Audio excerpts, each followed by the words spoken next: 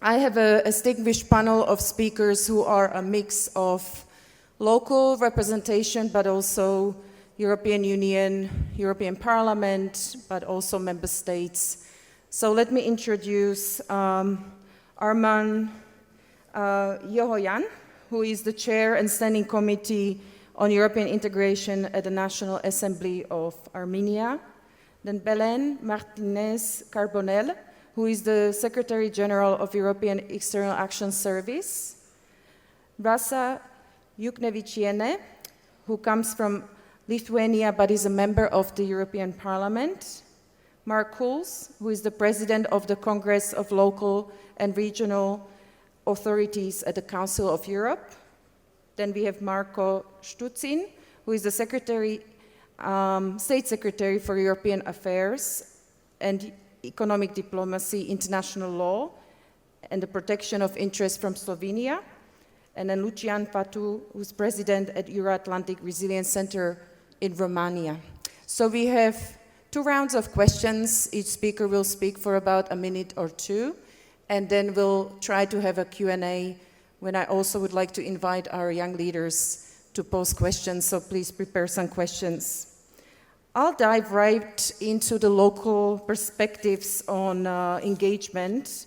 Obviously, today's topic is about the European neighborhood, a collaboration of countries in the region where European Union tries to engage on a political security level and make sure there is a resilience of democratic institutions and also balancing the security challenges. We've heard from previous panels some considerations to peace talks, but also we have ongoing war in Ukraine, which is one of the countries involved in these processes. And so, in my view, every partner country has their unique take on how the collaboration has evolved so far. So I'll ask our distinguished speaker from the National Assembly whether Mr. Yohoyan can tell us about his perspective on the current partnership, what has been delivered so far, whether he feels the country gains some benefits, or whether he feels there are some challenges that have taken place and need to be looked at. Thank you very much. If we talk about Eastern Partnership, and generally in that framework, if we talk about bilateral partnership between the EU and Eastern Partnership member states, I should note that Eastern Partnership initially was created as a geopolitical project. What I mean by saying this is that after the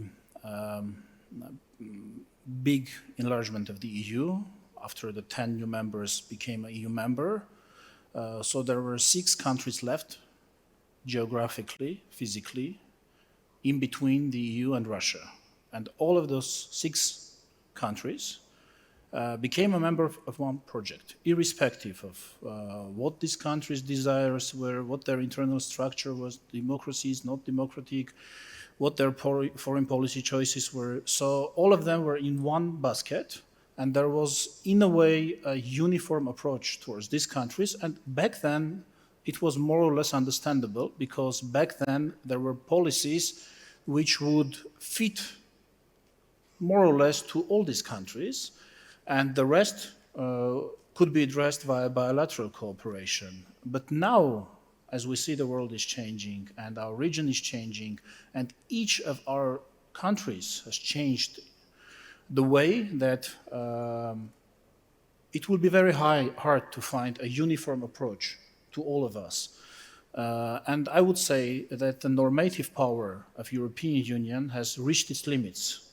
So furthermore, if we want to go beyond this, I would suggest to concentrate on bilateral relations, via which we can also influence the reform agenda in each country and in the whole region as such, but what is more important, via bilateral relations, bilateral tools, and what is more important, via not only soft measures, but also hard, solid measures on the ground with that economic ties.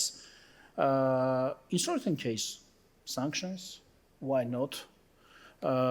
And only via these measures we can, in a way, bring back to a certain level of uniformity these 6 countries and our partnership with the EU.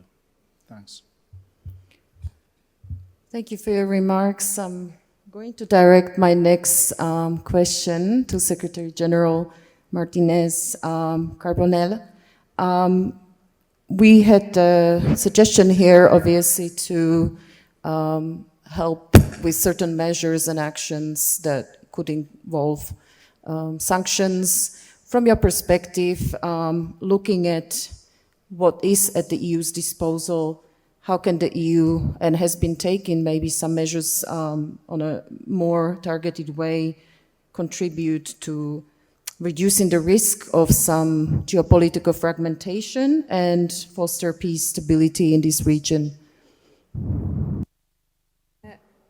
Thanks so much, Halika. Maybe I take it where Armand left it, with the invitation of how the bilateral relations can be further constructed.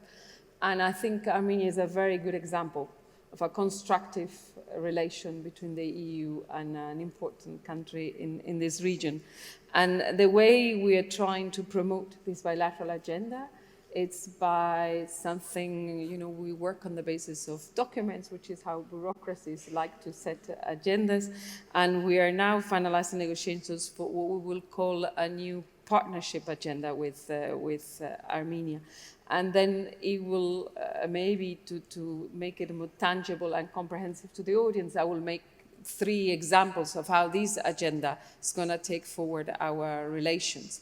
The first, and this is a topic that both the Prime Minister and the Foreign Minister mentioned this morning, is connectivity, which I think is one of the issues of the day. And we want to see Armenia included in the discussions that we're having in the region on wider connectivity. And this includes the crossroads of peace, Armenian agenda. We have, some of you are familiar, this big program called Global Gateway, where we support mobilized funds for big investments. And the EU has mobilized over 700 million already, with a view to projects like the North-South Corridor, the electricity connection with Georgia. So these are tangible ways where we could connect, and we expect to do even much more in the coming years. The second is by supporting something that it's very close to our heart and what is the EU, which is supporting resilience and reforms. And there we want to commend Armenians for their courageous steps towards the EU. And we have in that regard increased a lot of our bilateral support, including to Karabakh Armenians, for example, or supporting over 6,000 SMEs in the past year. This is something that gets very close to people, help them in the realities of the day, but also something very close to people. We will be launching the dialogue with a view to one day have visa liberalization, so that one day Armenian tourists can travel freely to the EU. And then again, it's something very, very tangible. And third and final point, it's security. We're talking of soft power, but also getting more and more security focus. And there, a more stable Armenia means a more stable region. And as some of you know, 2 years ago, we launched this EU mission in Armenia that has been helping to monitor the Armenia-Azerbaijan border. I think they're playing a superb job. I had the opportunity to visit them yesterday, and this is kind of the things we're trying to do with Armenia, but also through something we call the European Peace Facility. We have been helping to modernize the Armenian armed forces and to wrap it all this into a more joint vision of security. We will soon be having a security and defense consultations in Armenia. All this with a view to support Armenia reform agenda, but also to help them in their efforts to finalization of the normalization process with Azerbaijan, that the Prime Minister was mentioned today. The High Representative Kallas couldn't be here today, but she's coming to Armenia before end of June, early July, and I'm sure she will take all this forward. Thank you. Thank you so much for this quite structured and informative take. If I turn my attention now to Mark Cools, and from the Council of Europe's perspective, if you could comment on some of the actions that the Council has been taking to support consolidation of democracy and democratic institutions in Eastern neighborhood. Thank you. I'm not sure that each participant knows the Council of Europe. The Council of Europe is the oldest European organization, founded in 1984 to defend democracy, rule of law, and human rights. So it's different of the European Union. We work together, but it's two different organizations. Council of Europe's support to Armenia has been steady since 2001. It's when Armenia became a member of the Council of Europe. 4 consecutive Council of Europe's action plans have been adopted since 2012 to bolster Armenian efforts towards democratic reforms in line with Council of Europe standards. That's very important. And to give you two concrete examples at local level, with our Center of Expertise, we have done it in Armenia, but also in Georgia, Moldova, and Ukraine. We have been supporting consultative, participatory, and deliberative democracy initiatives to engage citizens in dialogue and co-creation of policy. And another example is our participation to the elaboration of the concept of a new local reform in this country. The concept of new decentralization was adopted by Armenia in 2023, and now there is a draft law on local self-government. I know that this draft law is still in discussion with local authorities, but when it will be adopted, it will be a significant step forward in the path towards enhancing local democracy. And I really believe that local democracy is very important for democracy, because democracy is not only the verticality of the power, it's also the share of power.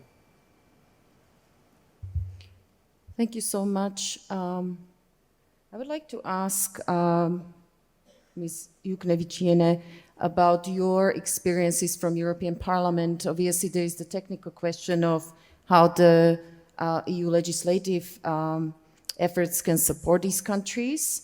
But specifically, when we talk about subsecurity, risk and threats, Lithuania has been actually quite outspoken in not just European but global context about some countries such as China or Russia undermining security also of the EU space, Europe. So maybe you have some take from the interactions at the European Parliament. Yeah, thank you very much. 1-2 minutes and questions about China and all global issues is a little bit difficult, but I will try. I also would like to introduce, as you did very rightly, European Parliament. European Parliament is very unique institution. And when Armenia join European Union, you will have members of European Parliament representing your country in European continent. I hope that it will happen in my lifetime. I wish to see this. Around 373 million people are voting. And this is the largest international democratic elections in the world. Now, on the question. Yes, European Union today is facing really new challenges we could not imagine a few years ago. And during last parliamentary elections, security became among the priorities, among the voters. Number one in my country, Lithuania, number two, number three, maybe less in Italy or Spain, but nevertheless, among priorities. And today, security and defense is one of our biggest challenges. This is why we, of course, in the light of situation in Washington, D.C., in NATO itself, of course, the most important challenge is the war in the European continent, and all those actors, they are involved. It's not like some speakers before in the first minutes of this conference mentioned Russia's Ukraine conflict. No, it is not Russia's Ukraine conflict. It's much more. We Europeans, we are on board. We in Lithuania, we feel the same threat as Ukrainians. We Lithuanians, we understand that Ukrainians today are defending us, European continent, and the European Union understands this. That's why we are trying now to change, to go forward with our institution like European Union, and to start to build up our defense union, of course in cooperation with NATO, of course not duplicating, of course we would like to have the United States on board, but we understand the situation will be different. So now on enlargement also is one of the priorities, and this time enlargement process is very much about security.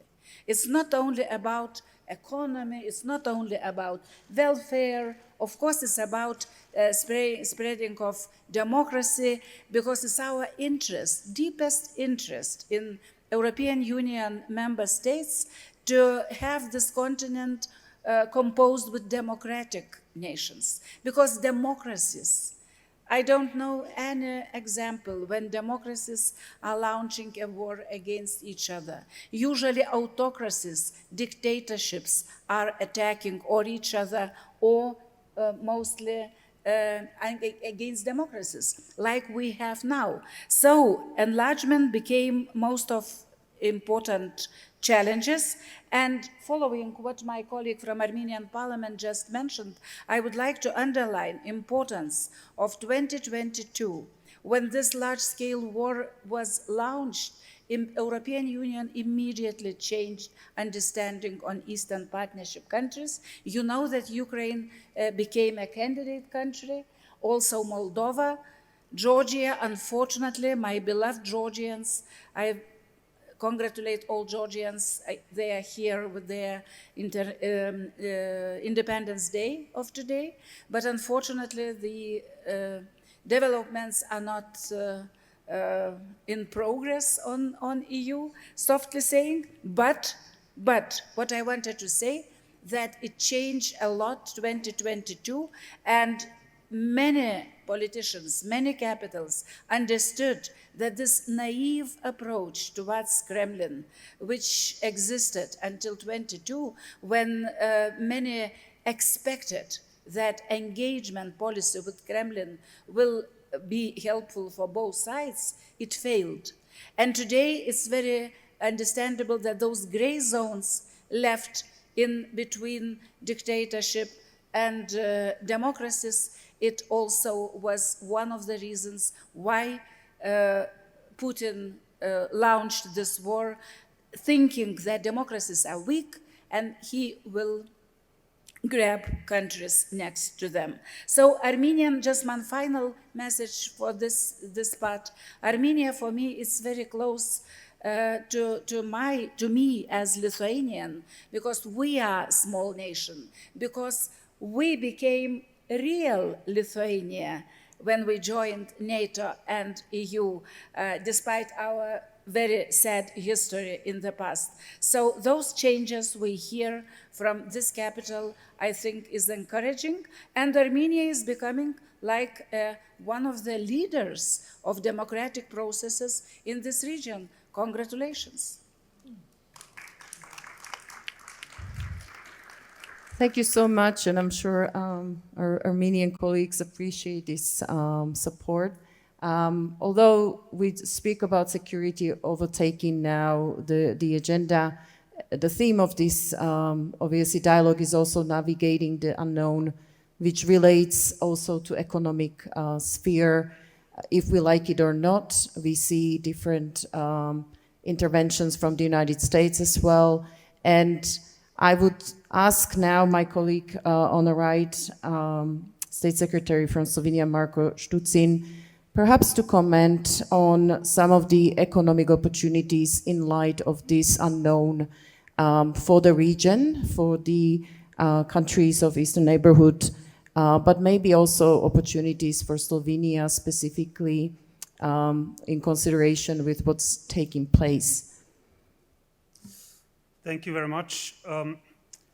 Now, when it comes to the Eastern Partnership, we heard before it was established in 2009. That was a year after the wars in Abkhazia and South Ossetia, if you probably remember.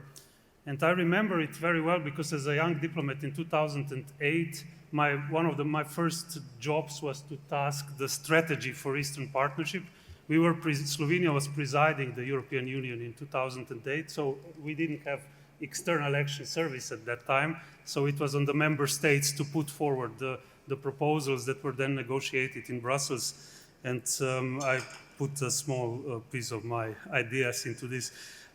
Reflecting now from today's perspective, the idea was to basically establish the political and economic mechanisms for cooperation with these countries. And I'm specifically not mentioning security because security, in our view, comes afterwards. So if you know how European Union was established, so on the basis of economic cooperation, then political cooperation, then comes peace, stability, security. So we wanted to copy this also for this region. Now it's clear today the Eastern Partnership needs to be upgraded. Out of 6 countries, of course, Ukraine is in the war. Ukraine, Moldova, Georgia, they're candidate countries. We have Armenia with European aspirations, Azerbaijan, and then Belarus, who is actually, in partnership with Russian Federation in war in Ukraine. So there are many factors that change completely the perspective of the Eastern Partnership that was established. But if you ask, and I'll answer concretely, so what is the economic? What are the economic possibilities? Well, the main one is to connect those countries with the second biggest economy in the world, being European Union. That's the main one. So you need a form of cooperation in order to do so. And I'll not go into details because there are many specific areas, but being able to have better access to the second biggest economic bloc is something huge. The second very important thing is connectivity, was already mentioned. Armenia, for example, is actually in the middle of the way from China to Europe, so we have a central corridor that can go through, and this is something that can bring extremely big value for this country, I personally believe. And when you ask where the Slovenian position is, economically, we would be, if you go from China to, if the goods would go from China to Europe, we would be at the end of this path. So we have a big port of Koper, that would be the end of this central corridor road, and it's in our strong national interest, also not only European, but speaking as European, it's for sure goes hand in hand, but it's in our big interest to really enable Armenia, but also the whole region, to cooperate better, to work better together, to enable better economic cooperation, and then actually better work with the European Union as such. With this, it comes also safety and security. That's our firm belief. Thank you very much. One of the areas I think that is universal and unchanged is our necessity to build resilience in the sphere of cyber and in terms of hybrid security. I would like to ask His Excellency Lucian Fatu, who represents the Euro-Atlantic Resilience Center, whether he has any remarks that would relate to Eastern neighborhood countries, how they can adapt to these potential threats coming in this sphere, and perhaps build longer-term resilience. Thank you very much. It's my honor and pleasure to attend this forum, and I congratulate the organizers for establishing already a place for strategic thinking and providing solid policy options. I represent a center, an institution that is a little bit younger than the Council of Europe. We were founded in 2021. At the same time, we come on a need, following a need that the Romanian government identified in addressing the issue of resilience from a conceptual point of view. So our center deals with resilience from a conceptual point of view, deals with studies, analysis, training, exercises, and dialogue with partners on resilience-related issues.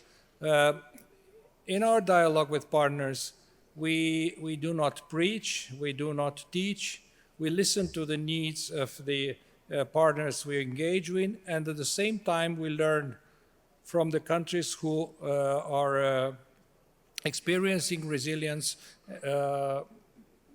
in direct way, and I could even say in hard way.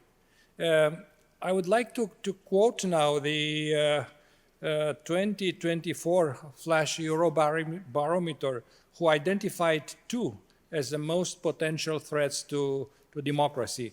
One is the citizens' lack of confidence and skepticism towards democratic institutions, and the second is online and offline dissemination of false and or misleading information.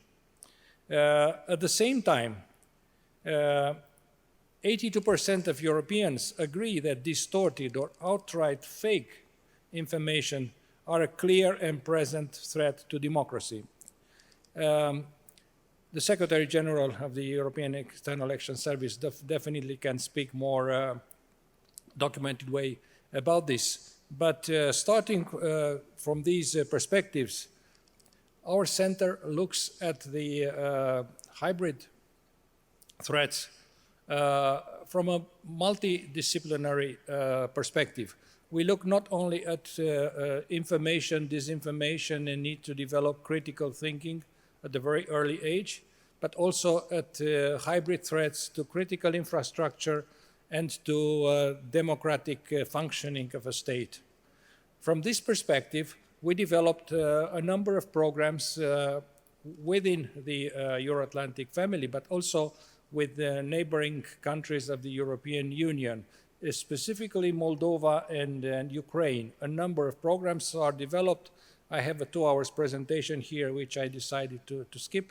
And the reason I'm here with my colleagues is that we want to explore the possibilities of engaging with Armenia on specific topics related to resilience, including in preventing hybrid threats, where the center can provide the expertise of our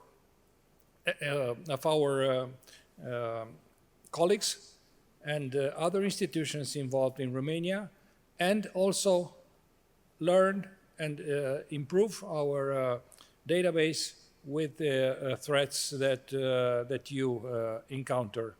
And again, this is something that we attach great importance also at the EU level.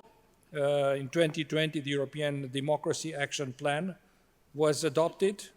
The Defense for Democracy package in 2023, and the regulation on political advertising transparency in 2024. So these are some programs and some legislation and some concrete activities that the EU is trying to codify specific actions in support of preventing hybrid threats to our civic and material infrastructure, to safeguarding democracy from the threats of interference. Thank you so much. I feel very bad because I gave the first speaker so much pressure to speak within a minute or two, that he was really rushing through the remarks. So I really want to end on good terms in the country that I'm visiting. And I would like to ask Mr. Johan whether first he has actually some responses to what he's heard from the speakers before I can ask any other questions. I think it would be nice to give him a chance to react. I have a reflection upon one of the questions that you posed about the development of democratic institutions and security threats. So it sounded to me as if we should make a trade-off between them, as if democracy and security are mutually exclusive. I felt that there is such a context in your question, but I believe that it's quite the opposite. Democracy is a security.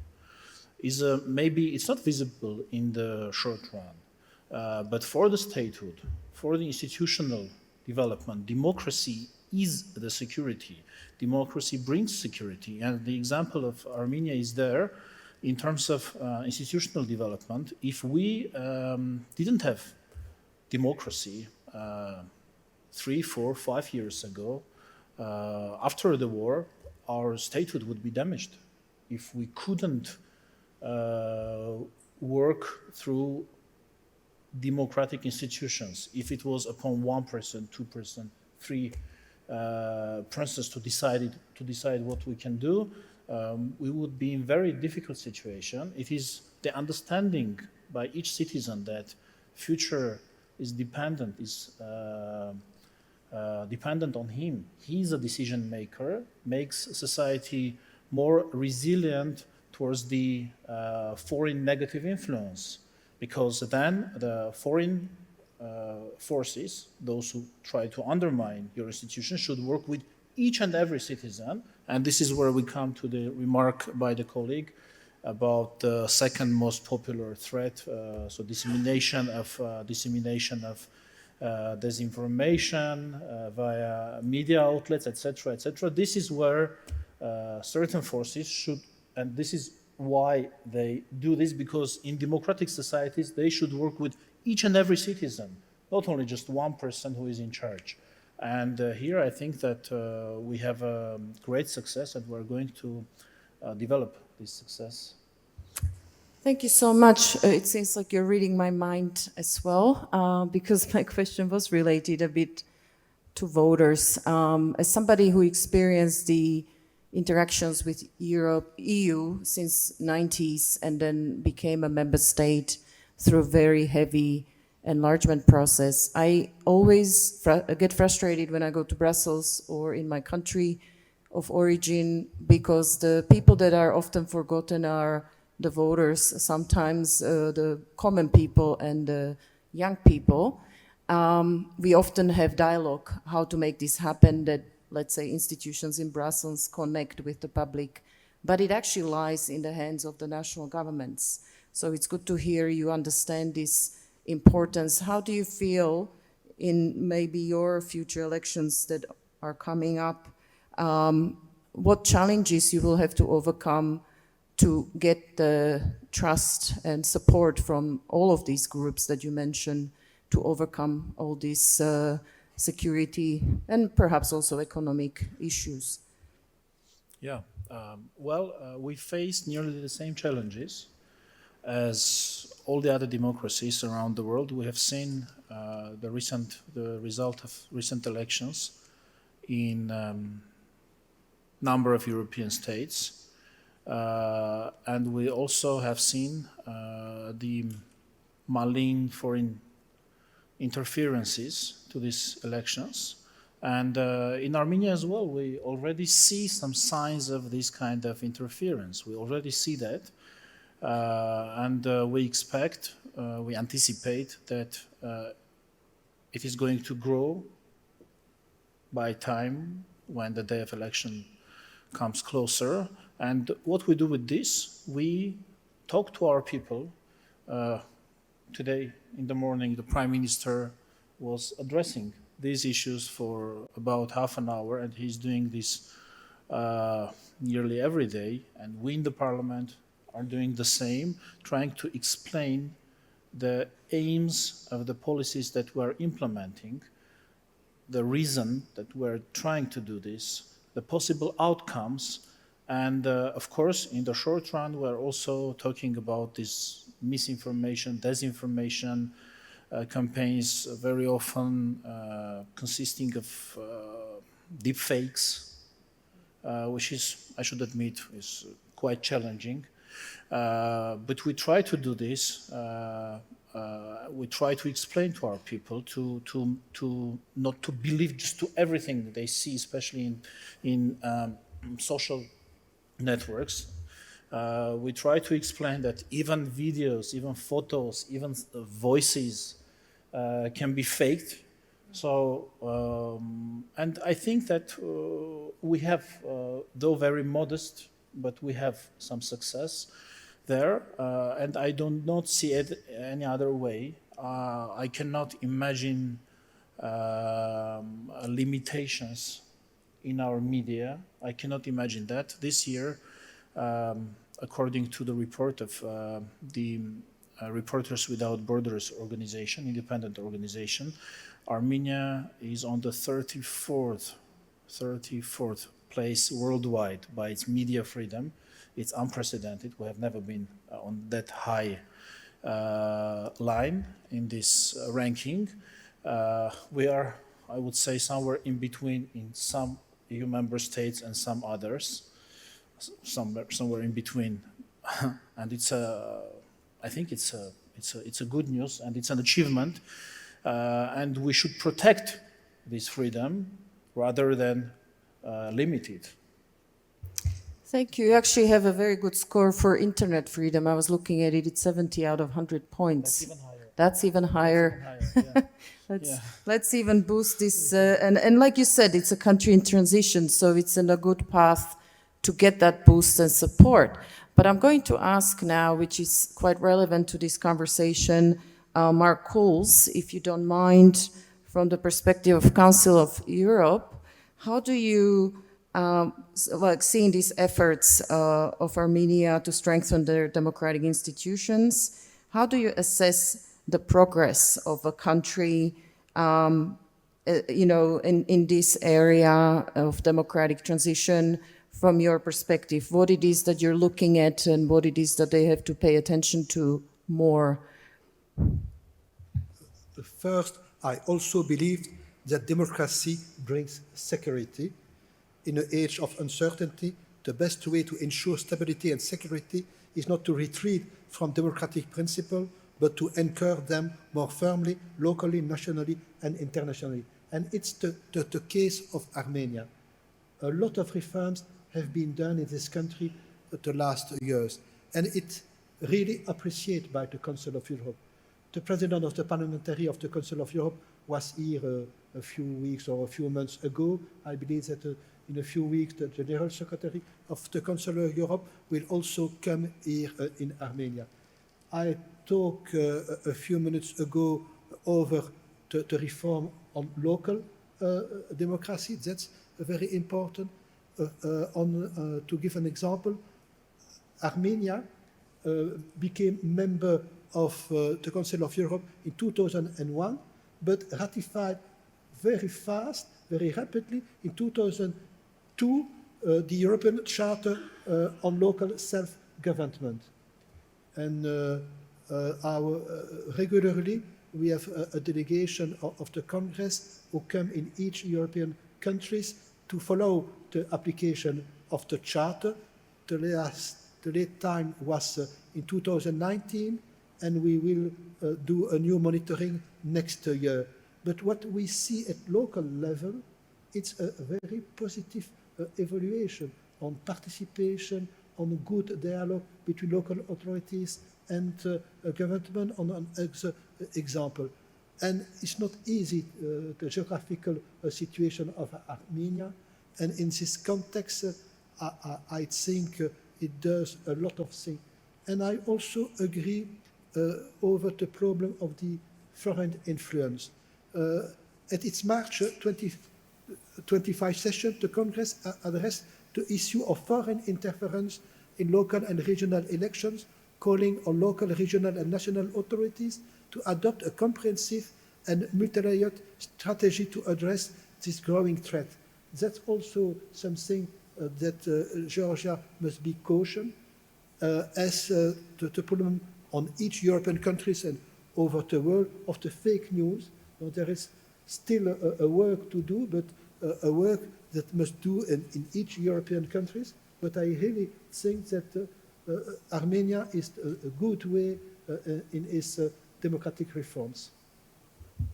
Thank you. That's so important to hear. We heard in the first part about over 500 applications from young leaders to participate in the program here. So I would like to dedicate little time to give these young people a chance to ask questions. I want to thank the speakers for the insightful words.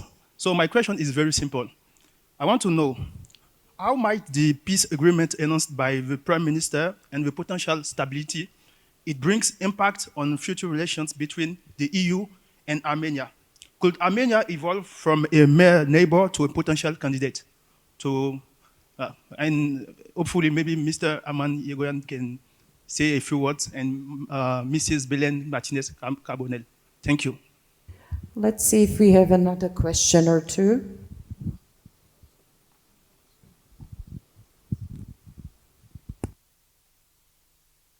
Yes, also thank you very much to all the speakers. I think it's a fascinating panel. I was thinking about foreign information manipulation when resilience was brought up, and I was thinking about the case of Moldova, where we have seen the EU offer its expertise in foreign information manipulation in the local context of the Moldovan presidential elections, and now in the upcoming parliamentary elections as well. And I was wondering, especially to Ms. Carbonell, but also to Mr. Yegoyan, to what extent is this a model that could be used and would be welcomed maybe in Armenia as well, or throughout the Eastern Partnership? And maybe one final, unless... My name is Dina Munir. I'm from Egypt. I'm associate professor at the American University in Cairo.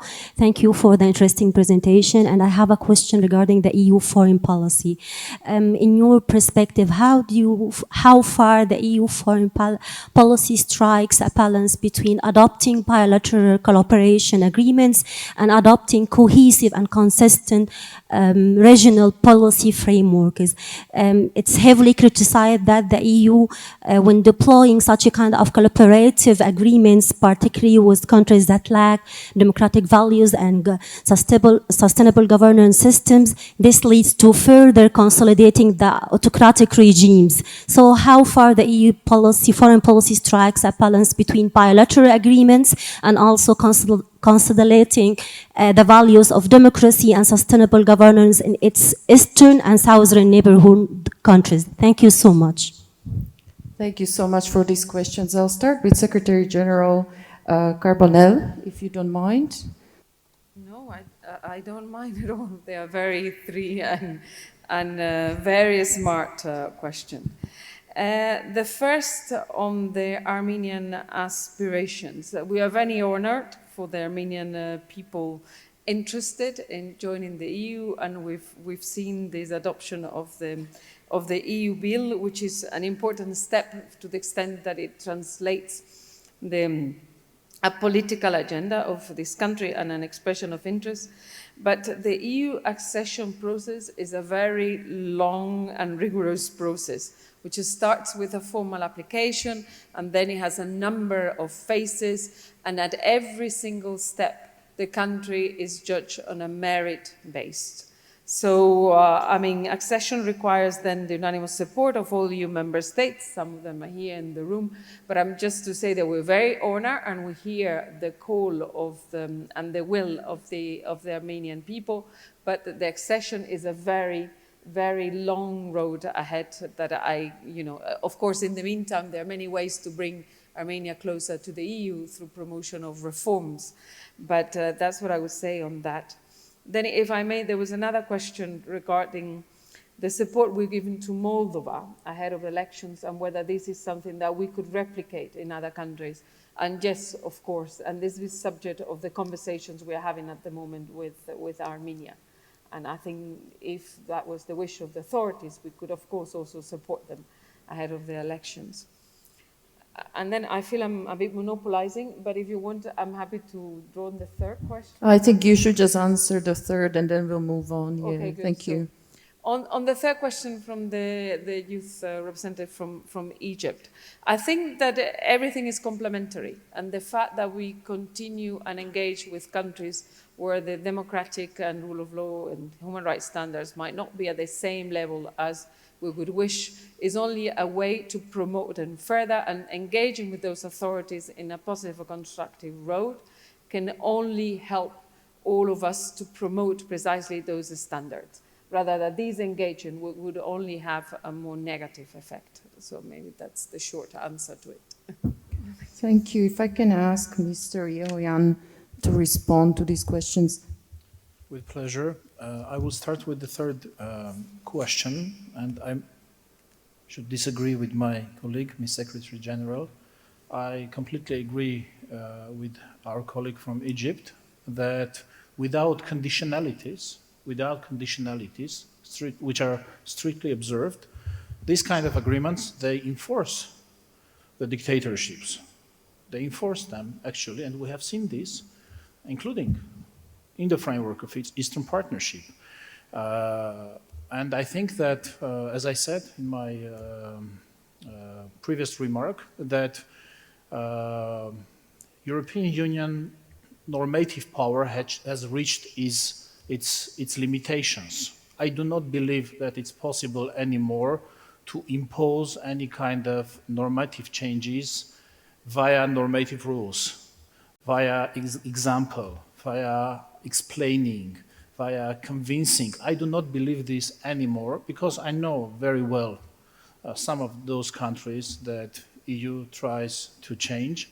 And I believe that changes in those kind of countries come through specific tools, through tools that work in that kind of countries, which are mostly economic tools, some very strictly observed conditionalities, and so on. And I hope that the EU will do this.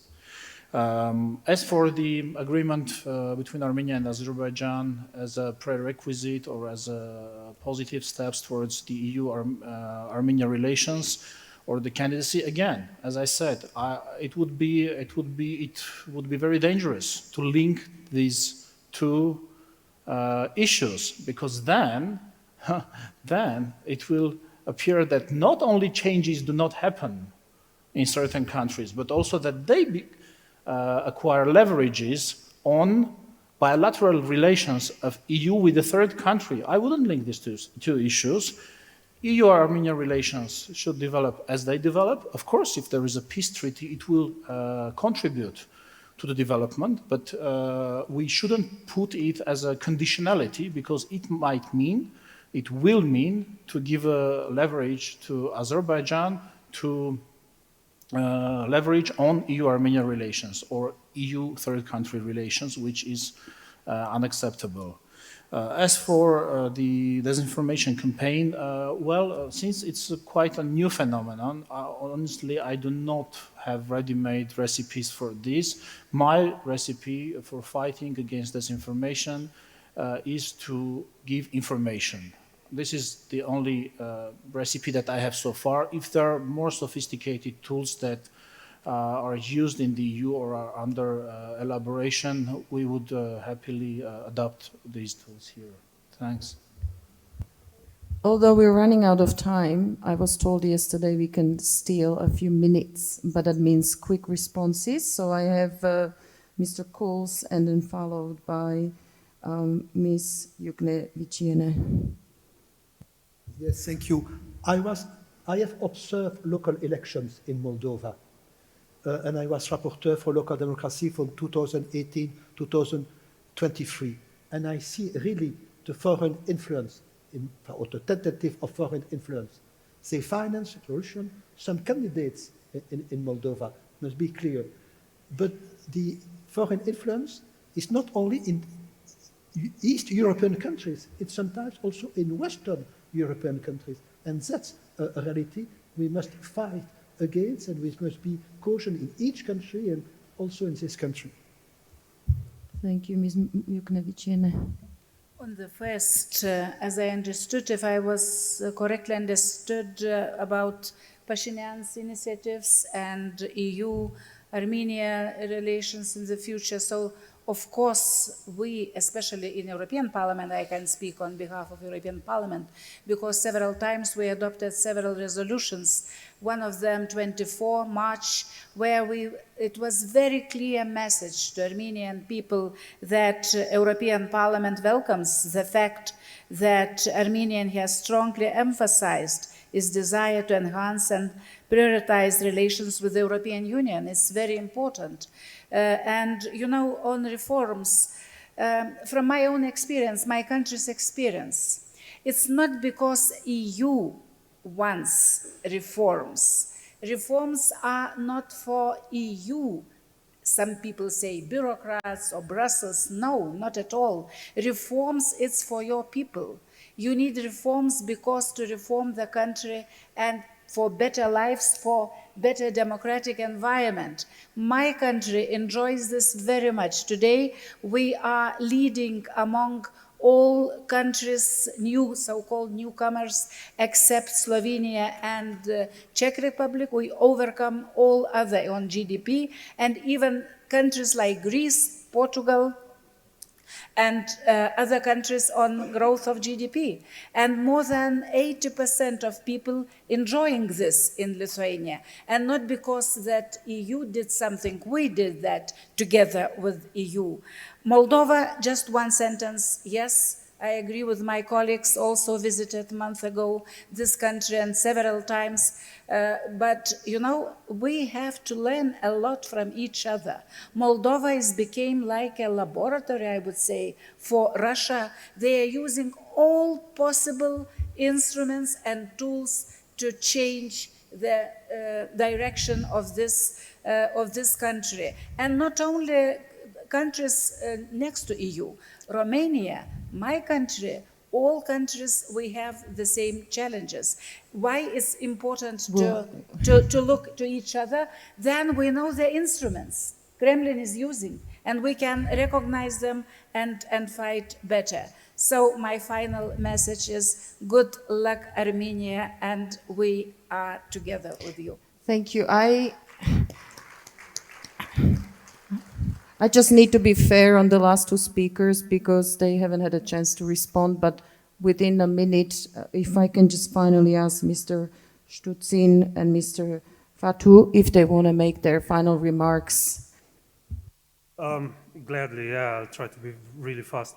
I'll respond to the question about the European foreign policy. Never be too idealistic about the foreign policy of anybody. That's my advice, including European foreign policy.